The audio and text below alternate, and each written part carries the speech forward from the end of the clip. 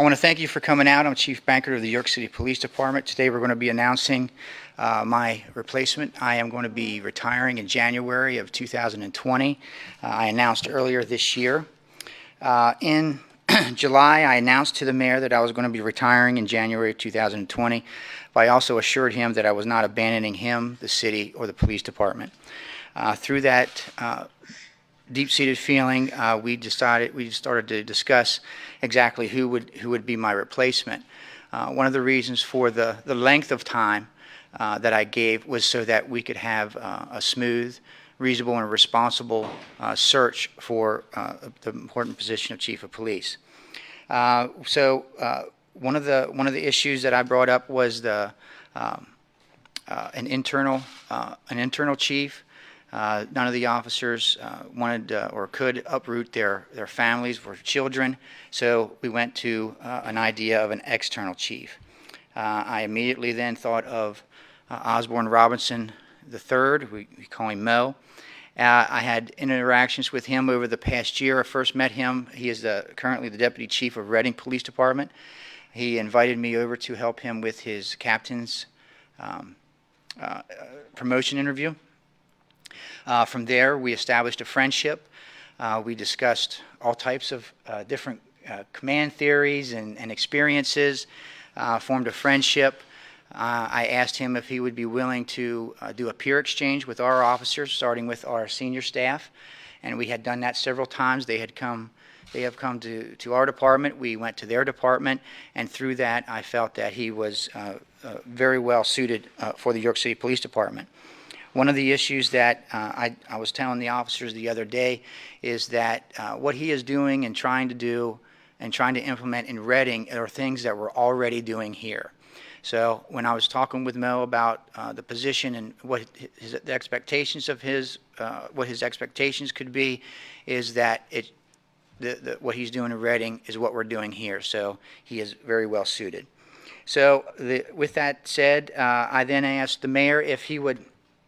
I emailed him and said, Mo is going to be my official recommendation for my replacement in January, and I requested that the mayor speak with him, have a meeting, and we did, and I will let the mayor then discuss that meeting. Thank you, Chief Bankert.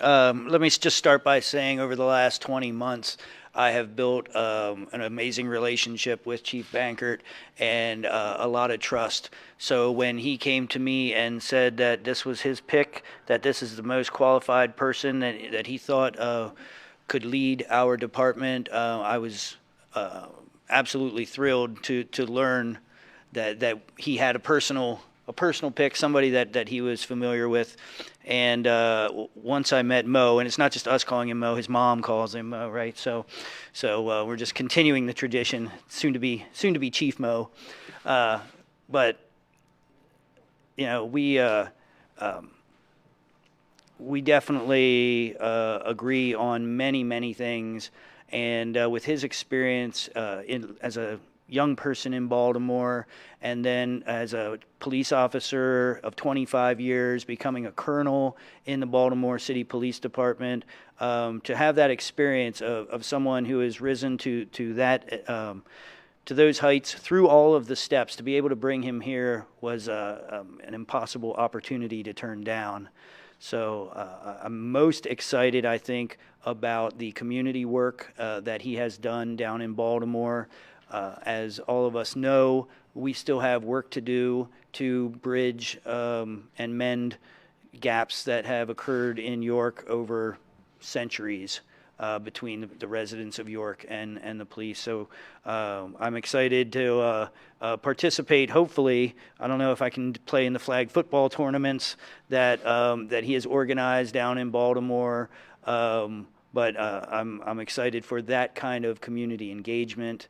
And again, I think in the press release, some of his amazing skills, everything from the on-the-streets work to data analytics to his human resources and administration expertise is just qualifies him beyond comparison for the chief of the York City Police Department. So before I introduce him, I want to say that we are going to do something, and this was also Chief Bankert's idea. We're going to do something that I don't know has ever been done before, but as an elected official, you find that sometimes when the election's over and that day comes, you get dropped in and you don't know what you're going to get because there has been no transition period. You know, one person is elected, the other person's gone, and the same thing happens with chiefs of police all over the country, that one is gone and the new one comes in and everything has to start fresh.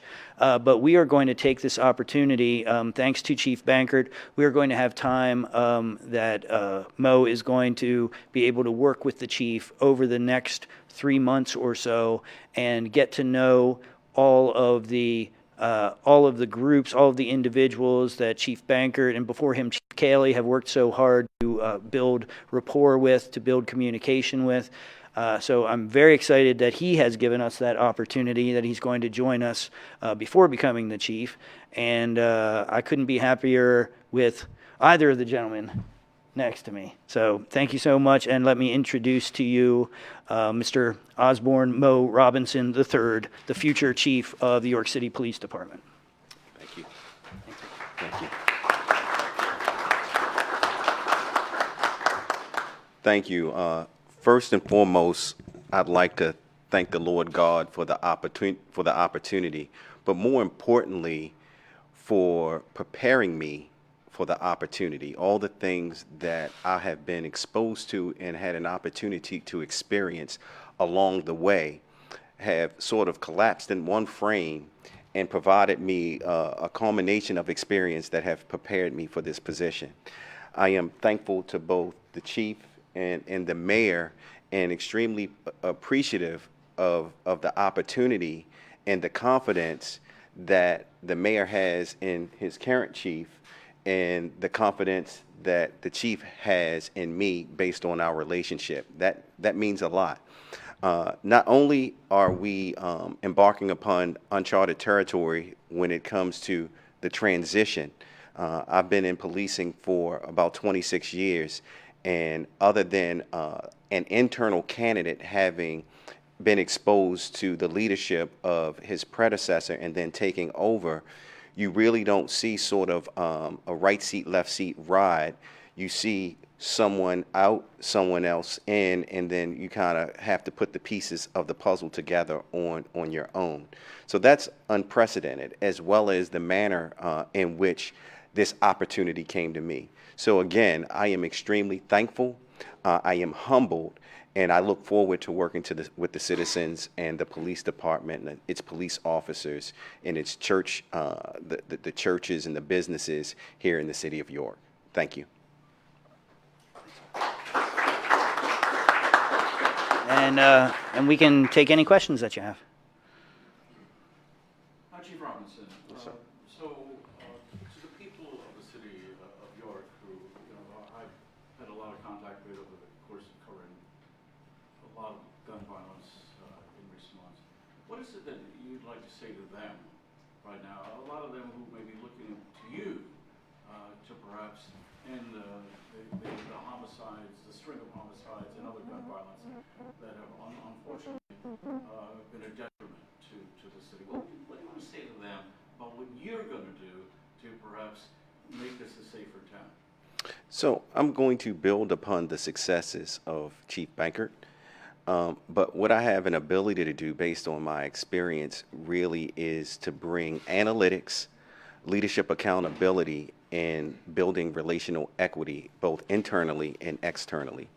And so sometimes I think we as police officers and even the citizens at large think it's one component of what we do that makes us successful. And it really isn't. It's about how we understand the interdependence of the different disciplines within the police department, on top of building the relationships in the community, and then holding ourselves accountable to the things that we know we need to do.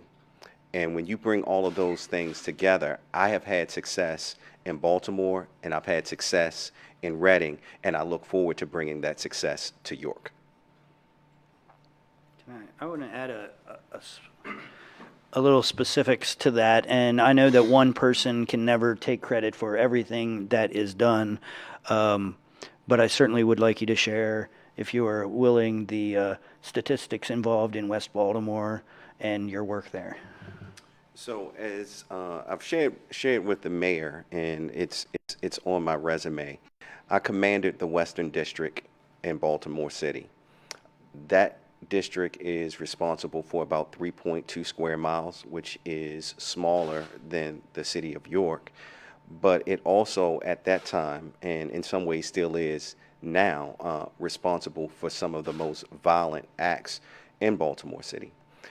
During that time that I was assigned to be the commander, there were, that calendar year in 2013, there were some 50 plus homicides. In the first full year, 2014, that I was the commander, those homicides were reduced to 20 plus homicides. Moving in forward, when I took over as deputy chief in Reading in November of last year, a part of the reason I was brought there was because of the number of homicides that they were having in 2018. There was a fear that they were going to reach the most that they had had in history, which was 26. We ended the year with 19 or 20, and today we stand at a total of 4, but right now only 3 of them are criminal homicides. Could you maybe point to just one thing that you can personally take responsible for that has directly been responsible in reducing the number of homicides in Reading or in Baltimore?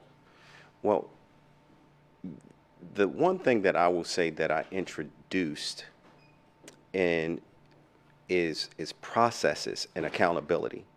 So I don't want to say that as if processes and accountability didn't exist already. They didn't exist in a way that they do now. And so it's one thing to have a strategy. It's one thing to have a deployment. But if you can't hold your folks accountable to executing the strategy, it doesn't matter. The strategy can be very well put together, but you also have to have the ability to execute it.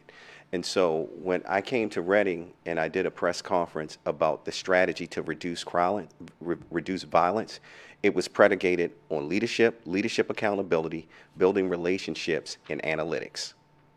No different than what I'm talking about today. I just want to make sure I have this right. So you said in 2018 there was about like 20 homicides in Reading? 19 or 20. 19 or 20.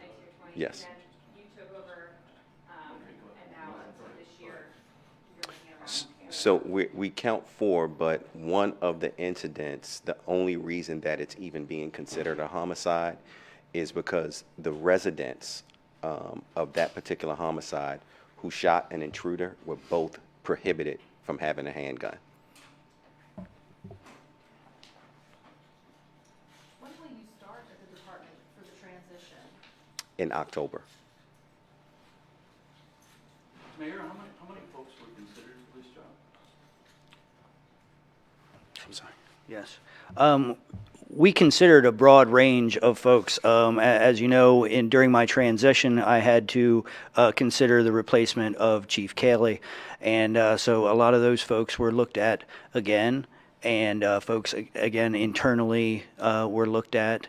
And so I can't give you a number, but I can give you it's more than a couple handfuls. Did you have any reason to think that bringing in someone from outside the department would not be as effective had you brought somebody already in the York City Police Department? No, I don't think so. I think that while there are going to be growing pains, as it always is with bringing someone in, the qualifications of this man cannot be disputed. So I think that once people start working with him, they're really going to find the value that he brings to the job. Is there anything different that you would anticipate doing compared to Banker's tenure here? I tend not to make assumptions. I tend to triage. And so, to answer your question directly, no, I don't presume anything is wrong nor right. What I do know is that the relationship that I see from the outside looking in, he has a decent relationship with the mayor. He has a decent relationship with his folks. And so I trust that he has good things in place. There are probably things that I can learn from him, just as I have already learned things from him and he's learned things from me. The one thing about life, it's a series of projects and that we're always learning. So one particular thing, why here? What drew you to this job? Say again? Why here? What drew you to this job? To be quite frank, it was the relationship that I had developed with the chief. Again, this happened in a sort of an unprecedented way. I didn't seek this job. This job sort of came to me by relationship. And that's why I talk about growing up in Baltimore in the church that I grew up in under Pastor P.M. Smith. One of the things that he's always taught is it's about relationships or it's not about anything.